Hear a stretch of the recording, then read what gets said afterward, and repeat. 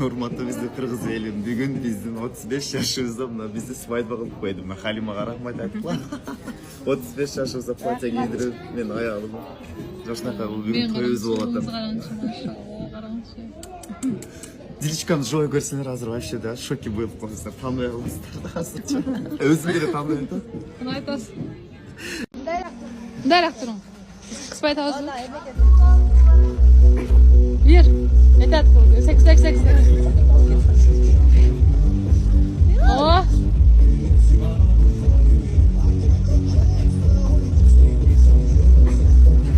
Ана, всё. Hem öp koyun peşine. Siz de öp koyun Gül abla. Vay. Oğlunuz var. Bak ekibine bak oğlum. Daha evet. Daha evet.